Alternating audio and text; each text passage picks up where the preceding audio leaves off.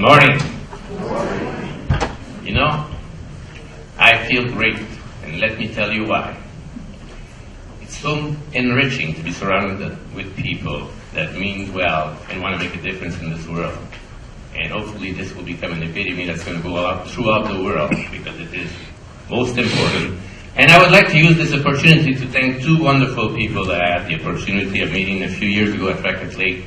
And I've named none other than Glenn Martin and Laura George. Let us give them a really nice round of applause for everything they're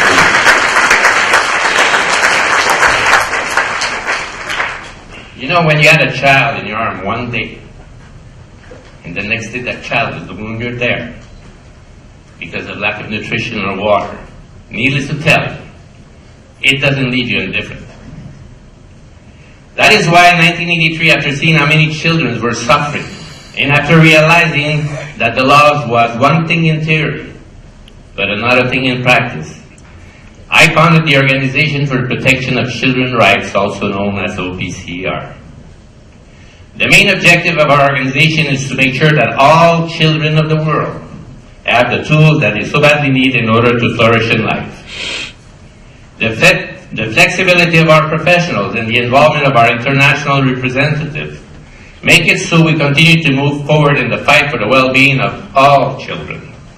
Let it be said that this is what we cherish the most. It is our main goal. So it will become, I have 10 minutes left, short now. Okay. I know that we can generate new ideas. We are starting to learn our 4 R's, like children's learning their ABC.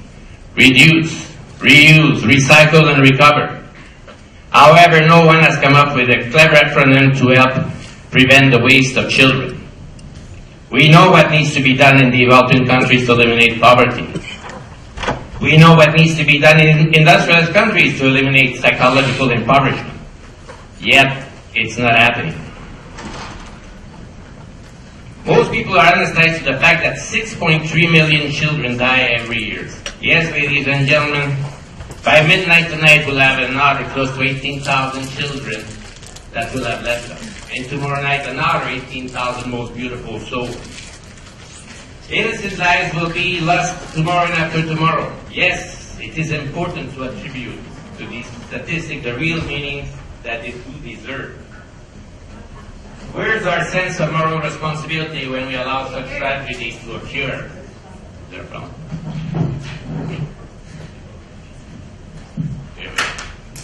Can you hear me? Oh wow, what a difference.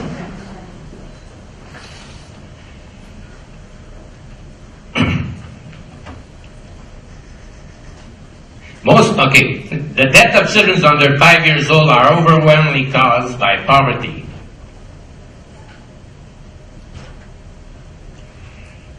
The loss of these precious little beings, as well as other injustices such as slavery, prostitution, mutilation, and exploitation, could be avoided if nations learn to collaborate and maintain their responsibility regarding the agreement they made with the United Nations.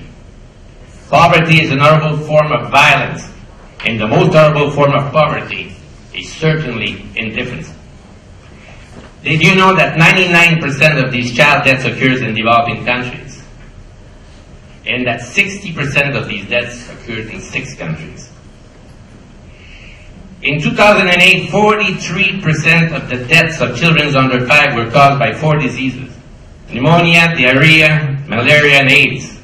According to World Vision, 5 low-cost prevention and treatment measures could save 6 million children every year. The Millennium Development Goals that were agreed on by the world governments in the year 2000 stressed the importance of education for everyone at primary level, equality between gender, eradication of poverty and illnesses, in addition to the importance of developing a universal partnership for development. It is a pledge for justice and new balance. Every nation should be held accountable for the sake of the world, because before we know it, we will all carry the burden put upon our neighbors. The 4th Millennium Goal was aimed at reducing under 5 mortality rate by 2/3 by 2015. We are in 2015. Why haven't we reached our objective. Why is it happening? Why are we letting these children down? Why aren't we doing what we should do to save them? Because there's a lack of political will to put child's health at the top of the agenda? Because children do not have a formal political voice? Because there is a financial gap between the funding that is needed and what is received? Or is it because of misuse of those funds? And I would add, with most respect, that politicians are often influenced by extreme outside pressure. And what about children of industrialized countries that we think they live with an abundance of wealth? Did we ever think of the psychological impoverishment that they're going through?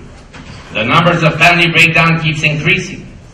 In Canada, we talk about 54% of divorce, but they forgot to include people that are separated and are not divorced and the people that live together and separate. And it's close to 80%.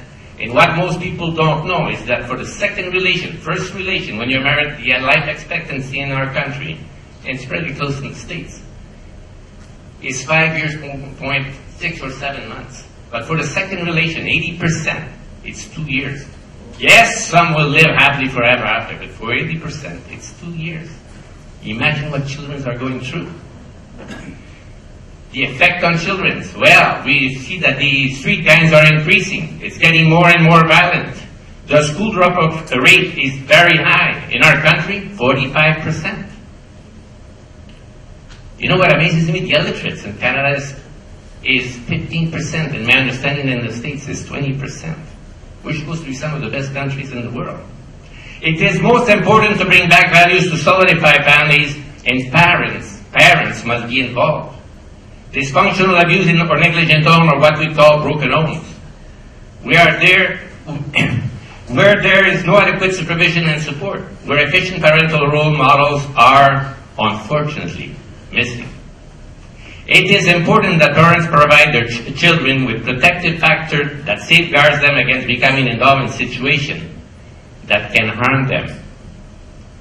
A parent's role is to provide his offspring with roots and wings. Parents give their children a solid foundation upon which they can leave off wings if there's safety and security in the home. A home that is an haven or sanctuary for its occupant is one that provides a place of warmth, understanding, and protection. What about climate change? A few years ago, I decided to put my energy into creating a manifesto entitled Gaia 2031. It's an important opinion piece that is to sensitize decision-maker and government officials, in addition to the different communities of the world, to the urgencies of developing human and environmental strategies that will preserve the evolution of future generations. It is in the spirit of this important link between children and the environment that I have written this manifesto. The objective of Gaia 2031 is to demonstrate the urgencies and the necessity to protect our natural resources and to keep children for today and for tomorrow in an environment where they can evolve and be healthy.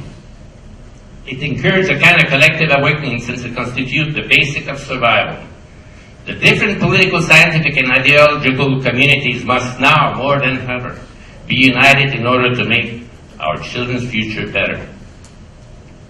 In its State of the World Children Report in 2010, UNICEF outlines the 5 reasons why children are particularly vulnerable to the impact of climate change. But because of lack of time, I will just pass it, and I will explain it more in depth tomorrow.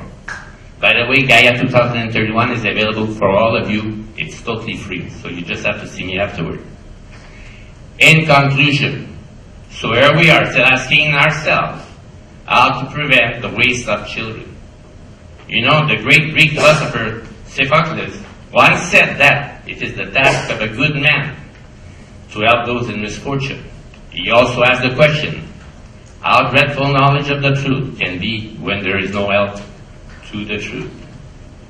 Remember, the children of today are the adults of tomorrow, and we must do everything in our power to help them succeed in life, and this is why we must reach all children by giving them what they need to make the right decision for their future, therefore creating a much healthier society. We often talk about the importance of educating our children, but in our education we should also make sure that it includes values. Success in life is not just having a big portfolio, a big bank account, and a big car. It's way more than that. To conclude, following our 5th International Conference of the Child, the main recommendations are to focus public policies, initiative, and legislation on concrete measures to ensure that parents can provide for the basic needs of their children, an approach which would substantially reduce child poverty. Take all steps necessary to implement and maintain social services which reflect the commitment of the United Nations Convention on the Rights of the Child and ensure compliance. Create and enforce social development and welfare standards for minimum level of education, health, child care, housing, and income.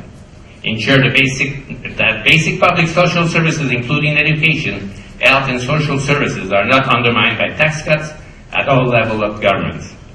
And finally, ensure that all nations respect their commitment to devote the 0.7% of their gross national income to development assistance. Now, I would ask you, if you knew that this was your last day on earth, would you wish you had done something differently? Would you deny the help needed by another?